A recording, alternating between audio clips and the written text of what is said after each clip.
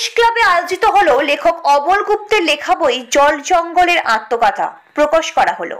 মূলত আজকের এই বই প্রকাশে উপস্থিত অতিথির আসরে ছিলেন বিশিষ্ট সাংবাদিক গৌতম চট্টোপাধ্যায়, চিত্রশিল্পী অরূপ গুপ্ত, ননীগোপাল ঘোষ, শিলং চন্দ্রাশী কানুনগো, শাম্পি পুরকায়স্থ, সঞ্চালনায় দেবকিশোর চক্রবর্তী উপস্থিত ছিলেন। কলকাতা থেকে শুভ ঘোষের রিপোর্ট, ওয়ার্ল্ড জনতা টিভি।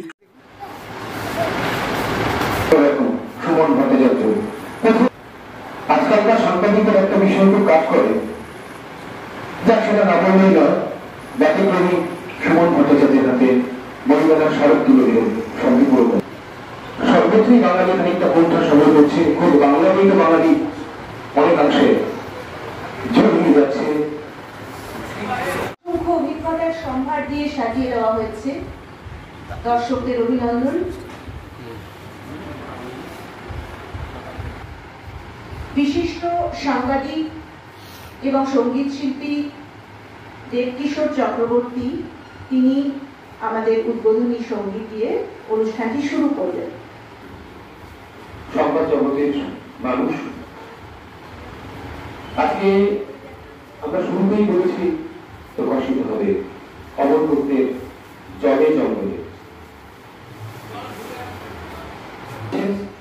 সাংবাদিক গৌতম চট্টোপাধ্যায় দীর্ঘদিন ধরে তিনি উত্তর পূর্ব ভারতে বিভিন্ন পত্রপত্রিকায় সাংবাদিকতা করেছেন।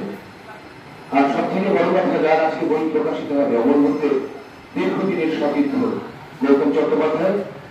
আর আজকের অনুষ্ঠানের মধ্যমণি অমল গুপ্তের ঠিক পাশেই রয়েছেন সুমন ভট্টাচার্য, যিনি নিজেই এক প্রতিষ্ঠান, দীর্ঘদিন ধরে সংবাদ জগতের সঙ্গে জড়িয়ে আছেন।